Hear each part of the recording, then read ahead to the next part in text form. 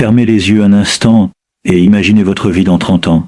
Serez-vous libre? Libre de marcher, de décider, de penser clairement? Ou dépendant du regard, du temps des autres? La plupart des gens croient que la vieillesse est une question de hasard, de génétique, de destin.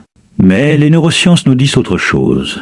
Elles nous murmurent une vérité plus profonde, plus puissante. Votre avenir ne se joue pas à 70 ans. Il se joue aujourd'hui, dans vos choix invisibles, dans vos habitudes silencieuses, dans la manière dont vous entraînez ou abandonnez votre cerveau. Car le cerveau ne vieillit pas comme on le croit. Il s'adapte, il se transforme. Il obéit aux signaux que vous lui envoyez chaque jour. Chaque pensée répétée, chaque émotion nourrie, chaque relation entretenue, chaque défi accepté ou évité, sculpte la liberté de demain.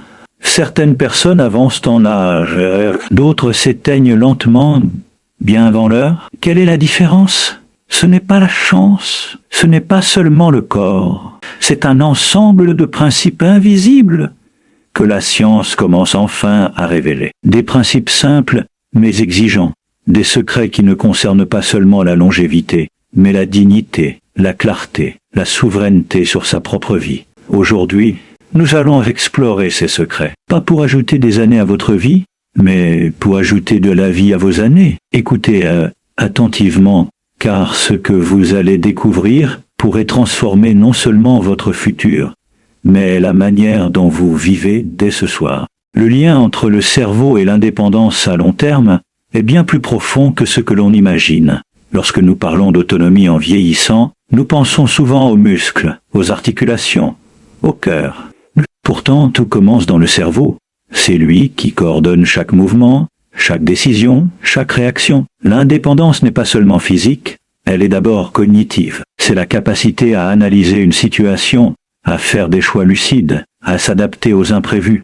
Et cette capacité dépend directement de la santé et de la vitalité de notre cerveau. Les neurosciences ont montré que notre cerveau n'est pas une structure figée. Il évolue constamment. Il se modifie en fonction de nos expériences, de nos pensées, de nos habitudes. Ce phénomène s'appelle la neuroplasticité. Cela signifie que même en avançant en âge, nous avons le pouvoir d'influencer la manière dont notre cerveau fonctionne. Chaque nouvelle compétence apprise, chaque problème résolu, chaque conversation profonde stimule les connexions neuronales. À l'inverse, l'inaction, la routine excessive et le manque de stimulation affaiblissent progressivement ces connexions. Lorsque le cerveau est stimulé régulièrement, il développe des réseaux plus solides, plus efficaces. Ces réseaux permettent de préserver la mémoire, l'attention, la capacité de décision. Ce sont précisément ces fonctions qui garantissent la liberté de vivre sans dépendre constamment des autres. Les études montrent également que le cerveau et le corps sont intimement liés. L'activité physique, par exemple, favorise la production de certaines molécules qui protègent les neurones et encourage la création de nouvelles connexions. De même, le sommeil de qualité consolide les apprentissages et répare les cellules cérébrales. L'alimentation équilibrée nourrit directement le cerveau, influençant sa performance à long terme. Ainsi, chaque choix quotidien devient un message envoyé à notre système nerveux, un message qui dit soit au gain, je te renforce, soit au gain, je t'affaiblis. L'indépendance n'est donc pas un événement soudain qui disparaît un jour sans prévenir. C'est un processus lent, progressif, façonné par des milliers de décisions à vie. Les neurosciences révèlent aussi l'impact du stress chronique sur le cerveau. Un stress constant libère des hormones qui, à long terme, peuvent altérer certaines zones clés impliquées dans la mémoire et la régulation émotionnelle. Or, perdre la capacité à gérer ses émotions ou à se souvenir clairement peut fragiliser l'autonomie. À l'inverse, apprendre à réguler son stress, à pratiquer la pleine conscience ou à cultiver des émotions positives renforce les circuits neuronaux liés à la résilience. Le cerveau devient plus flexible, plus adaptable face aux défis du vieillissement. L'indépendance repose également sur la capacité d'anticiper, de planifier, d'évaluer les risques. Ces fonctions exécutives, situées principalement dans le cortex préfrontal, peuvent être entretenues par des activités qui demandent réflexion et stratégie. Lire, écrire, apprendre une langue, résoudre des énigmes engager des discussions stimulantes, sont autant de manières d'entraîner cette partie essentielle du cerveau. Plus ces fonctions sont sollicitées, plus elles restent actives avec le temps. Ce que les neurosciences nous enseignent, c'est que le cerveau est comme un jardin. Si vous l'arrosez, si vous l'entretenez, il fleurit. Si vous l'ignorez, il se fragilise. L'indépendance à long terme n'est pas un privilège réservé à quelques-uns. Elle est le résultat d'un engagement conscient envers la santé cérébrale. Chaque jour offre une opportunité de renforcer cette base invisible sur laquelle repose toute liberté future. Comprendre ce lien entre le cerveau et l'autonomie change profondément notre manière de voir le vieillissement. Cela transforme la peur en responsabilité et l'incertitude en action, et rappelle que la véritable liberté commence dans l'esprit. L'impact des habitudes quotidiennes sur le vieillissement cérébral est immense, bien plus décisif que la plupart des gens ne l'imaginent. Nous pensons souvent que le cerveau décline naturellement avec l'âge, comme une mécanique qui s'use avec le temps. Pourtant, les neurosciences montrent que ce déclin n'est automatique pour tous. Il dépend en grande partie de ce que nous faisons chaque jour, de manière répétée, parfois sans même y penser. Nos habitudes sont des architectes silencieux. Elles sculptent nos circuits neuronaux, renforcent certaines connexions et en affaiblissent d'autres. Chaque routine quotidienne envoie un signal clair au cerveau. Yoga ceci est important ou iOS ceci peut disparaître. Lorsque nous adoptons des habitudes stimulantes, le cerveau s'adapte et se renforce. Lorsque nous tombons dans la passivité, il économise son énergie et réduit progressivement certaines capacités. Le cerveau fonctionne selon un principe simple. Ce qui est utilisé se développe, ce qui ne l'est pas s'atrophie. Par exemple, la lecture régulière stimule la mémoire, la concentration et l'imagination. Apprendre quelque chose de nouveau, même un petit détail chaque jour, active la plasticité cérébrale. Avoir des conversations profondes nourrit la réflexion et l'empathie. À l'inverse, des journées répétitives sans nouveauté réduisent la stimulation cognitive. Regarder passivement des écrans pendant des heures sans réflexion active peut affaiblir l'attention et la capacité d'analyse. Les habitudes physiques jouent également un rôle central. L'activité physique régulière améliore la circulation sanguine vers le cerveau, apportant oxygène et nutriments essentiels. Elle favorise aussi la libération de substances qui protègent les neurones et encourage la création de nouvelles connexions. Même une simple marche quotidienne peut avoir un impact significatif sur la santé cérébrale à long terme. Le sommeil est une autre habitude cruciale. Pendant la nuit, le cerveau consolide les souvenirs, élimine certaines toxines accumulées et réorganise les informations apprises dans la journée. Un sommeil de mauvaise qualité, répété pendant des années, peut accélérer le vieillissement cognitif. L'alimentation, elle aussi, influence directement le fonctionnement cérébral. Des aliments riches en nutriments essentiels soutiennent les cellules nerveuses, tandis qu'une alimentation déséquilibrée peut favoriser l'inflammation et affaiblir certaines fonctions. Les habitudes émotionnelles ne doivent pas être sous-estimées. Entretenir constamment des pensées négatives, ruminer le passé ou anticiper le pire crée des circuits neuronaux liés à l'anxiété. Avec le temps, ces circuits deviennent dominants et peuvent affecter la mémoire et la concentration. À l'inverse, cultiver la gratitude, pratiquer la gestion du stress et développer des pensées constructives renforce les zones cérébrales associées à la résilience et à la clarté mentale. Les neurosciences révèlent que le cerveau adore la régularité. Il transforme les comportements répétés en automatismes neuronaux solides. Cela signifie que de petites actions quotidiennes, presque insignifiantes en apparence, deviennent puissantes sur le long terme. 10 minutes de lecture par jour, quelques exercices physiques réguliers, un moment de réflexion consciente, une discussion stimulante, ces gestes simples accumulés sur des années façonnent un cerveau plus robuste. Le vieillissement cérébral n'est donc pas seulement une question d'années écoulées, mais une question de qualité des routines. Chaque journée représente une opportunité d'investir dans sa clarté future. Chaque habitude répétée devient une pierre posée dans la construction de notre autonomie. Comprendre cela change notre perspective. Nous cessons de voir le temps comme un ennemi et commençons à le voir comme un allié. Car le temps amplifie ce que nous faisons régulièrement.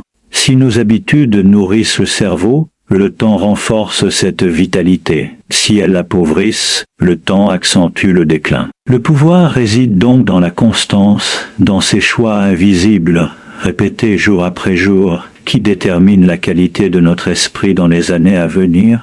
Le pouvoir caché de la neuroplasticité est l'une des découvertes les plus fascinantes des neurosciences et l'un des piliers essentiels pour rester libre et indépendant en vieillissant. Pendant longtemps, on a cru que le cerveau se stabilisait à un certain âge et que ses capacités déclinaient inexorablement avec le temps, mais la réalité est tout autre. La neuroplasticité désigne la capacité du cerveau à se remodeler, à créer de nouvelles connexions et à réorganiser les anciennes tout au long de la vie. Chaque expérience, chaque apprentissage, chaque émotion laisse une trace dans les circuits neuronaux.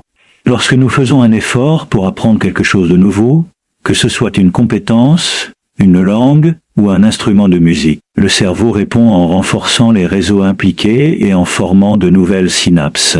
Même les petites actions répétées ont un effet cumulatif qui, sur le long terme, peut transformer profondément la manière dont nous pensons, réagissons et décidons. La neuroplasticité n'est pas seulement un phénomène intellectuel, elle influence également nos émotions et notre résilience. Les personnes qui stimulent régulièrement leur cerveau montrent une meilleure capacité à gérer le stress, à rester calme face à l'adversité et à conserver une pensée claire dans des situations complexes. Cela se traduit directement par une autonomie accrue, car prendre des décisions lucides et s'adapter aux changements dépend de circuits neuronaux flexibles et robustes. Ce pouvoir caché explique aussi pourquoi certaines personnes restent actives, vives et indépendantes en avançant en âge, tandis que d'autres semblent perdre leur capacité bien plus tôt. Les choix que nous faisons chaque jour, souvent invisibles, sont les clés de cette plasticité. Lire, écrire, résoudre des problèmes, avoir des conversations stimulantes ou même explorer de nouvelles idées déclenchent des modifications dans le cerveau, comme un entraînement invisible qui fortifie la capacité à penser et à agir. L'activité physique joue un rôle complémentaire, crucial. Le sport ne nourrit pas seulement le corps, il stimule également la neurogenèse, c'est-à-dire la création de nouveaux neurones dans certaines zones du cerveau, notamment l'hippocampe, qui est essentiel pour la mémoire et l'apprentissage. Une routine régulière de mouvement, de marche ou d'exercice cardiovasculaire améliore l'irrigation sanguine et l'apport en nutriments au cerveau, renforçant ainsi son potentiel adaptatif. La neuroplasticité est également étroitement liée à l'état émotionnel. Les expériences positives, la pratique de la gratitude, la gestion des émotions, stimulent des circuits spécifiques qui favorisent la motivation, l'optimisme et la clarté mentale. À l'inverse, le stress chronique, la peur ou la rumination excessive peuvent créer des schémas neuronaux négatifs qui limitent la capacité d'adaptation et fragilisent l'indépendance cognitive. Comprendre ce pouvoir caché transforme notre perception du vieillissement. Il ne s'agit pas de subir le temps ou de regarder ses capacités s'éroder, mais d'agir consciemment pour maintenir un cerveau dynamique et flexible. Chaque moment où nous choisissons d'apprendre, de réfléchir, d'oser ou de stimuler notre esprit devient un investissement direct dans notre autonomie future. La neuroplasticité montre que le cerveau est un organisme vivant, malléable et réactif, capable de se réinventer même après des décennies de routine établie. Elle nous rappelle que l'indépendance et la liberté ne sont pas simplement des états physiques, mais des fruits de l'esprit et de son entraînement constant. Plus nous nourrissons notre cerveau avec des défis, des idées et des expériences nouvelles, plus nous renforçons notre capacité à rester maître de nos décisions, de nos mouvements et de notre vie.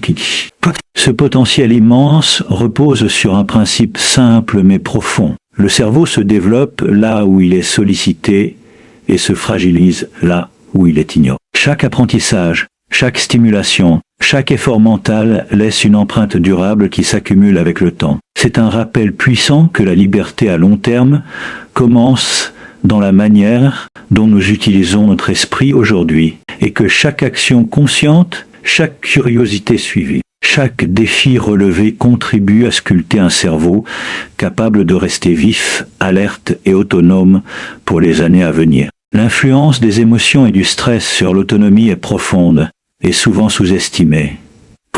Beaucoup de gens pensent que vieillir et perdre un peu de lucidité ou d'indépendance est simplement une fatalité, un passage inévitable du temps. Mais les neurosciences révèlent que nos états émotionnels jouent un rôle central dans la manière dont nous restons libres et maîtres de notre vie. Les émotions ne sont pas de simples réactions passagères.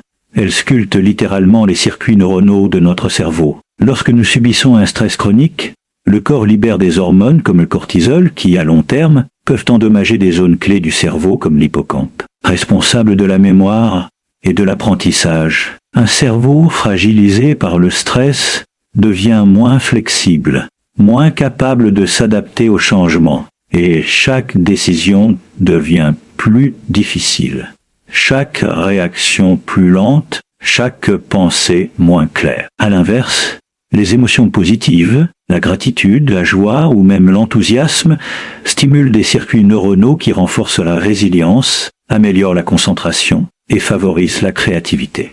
Cela se traduit directement par une plus grande autonomie, car un cerveau capable de gérer ses émotions reste capable de décider, d'agir et de s'adapter sans dépendre constamment de l'aide des autres. La manière dont nous traitons les événements de la vie influence notre cerveau de façon durable. Une personne qui rumine constamment le passé ou anticipe le pire laisse s'installer des circuits neuronaux négatifs qui finissent par limiter sa capacité de réflexion et d'action. Les neurosciences montrent que ce sont ces schémas répétitifs qui préparent le terrain d'un vieillissement cognitif accéléré. Apprendre à reconnaître ses émotions, à les accepter et à les réguler devient donc un outil puissant pour maintenir son indépendance. Des pratiques comme la méditation, la respiration consciente ou même de simples moments de réflexion sur les événements de la journée permettent de réduire l'impact du stress et de créer des connexions neuronales favorables à la clarté mentale.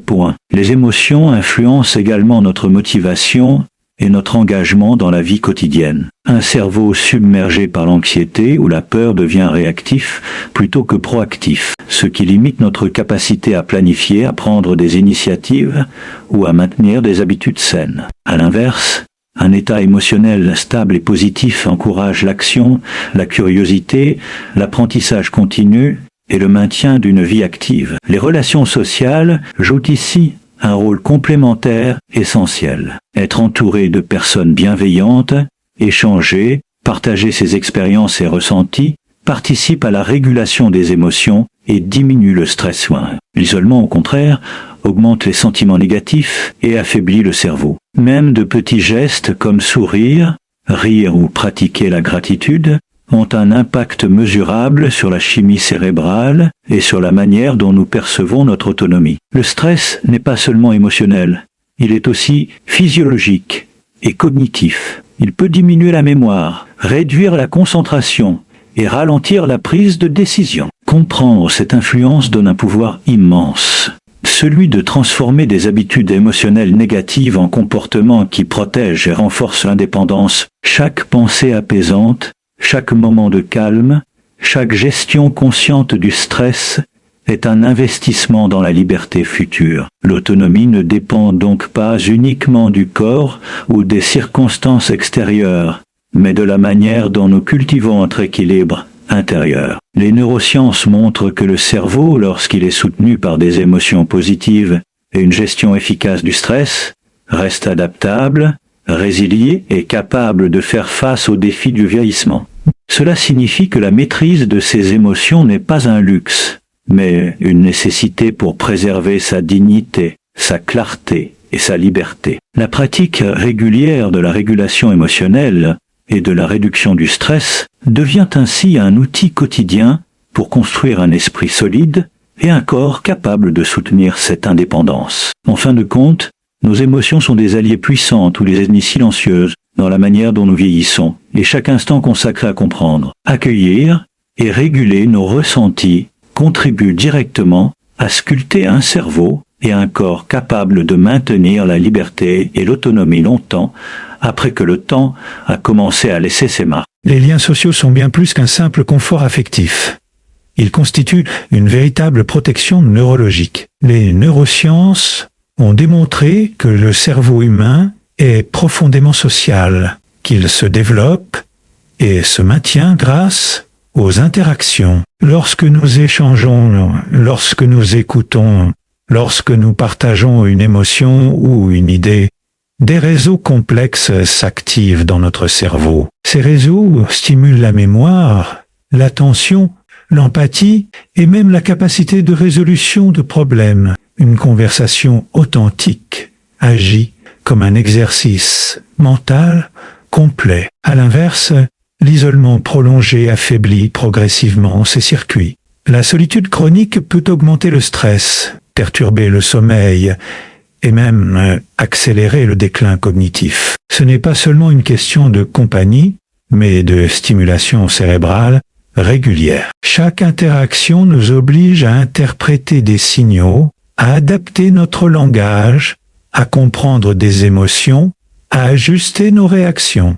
Ce processus maintient la souplesse mentale. Les relations de qualité ont également un impact direct sur la santé émotionnelle. Se sentir soutenu réduit la production excessive d'hormones de stress et renforce le sentiment de sécurité intérieure. Cette sécurité favorise un fonctionnement cérébral plus stable et plus efficace. Les études montrent que les personnes qui entretiennent des relations sociales solides conservent plus longtemps leur capacité cognitive et leur autonomie. Cela s'explique en partie par le fait que les échanges sociaux stimulent constamment de nouvelles connexions neuronales. Même à un âge avancé, rencontrer de nouvelles personnes, participer à des activités collectives ou s'engager dans une communauté peut renforcer la plasticité cérébrale. Il ne s'agit pas de multiplier les contacts superficiels, mais de cultiver des relations sincères,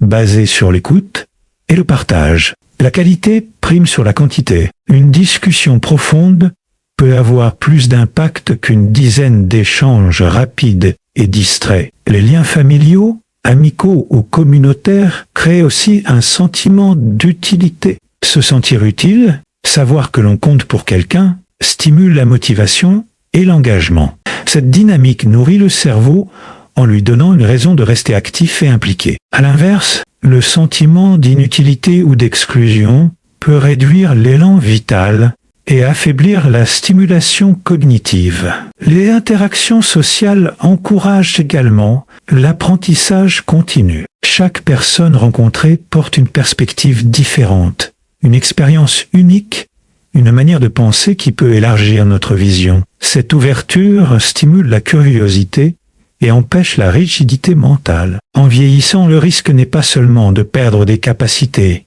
mais de s'enfermer dans des schémas figés. Les relations vivantes brisent cette rigidité. Elles nous obligent à ajuster notre regard, à comprendre d'autres réalités, à rester mentalement flexibles, participer à des discussions, débattre d'idées, raconter des histoires, écouter celles des autres active des zones cérébrales multiples simultanément. C'est un entraînement complet et naturel. Les neurosciences confirment que le cerveau s'épanouit dans la connexion. L'indépendance ne signifie pas l'isolement. Au contraire, une personne réellement autonome est souvent celle qui sait tisser et entretenir des liens équilibrés. Ces liens deviennent un filet de sécurité émotionnelle et cognitif. Ils soutiennent la mémoire, renforcent la résilience et stimulent la motivation à prendre soin de soi. Ainsi, investir du temps dans ces relations n'est pas une perte d'énergie, c'est une stratégie consciente pour préserver sa liberté future,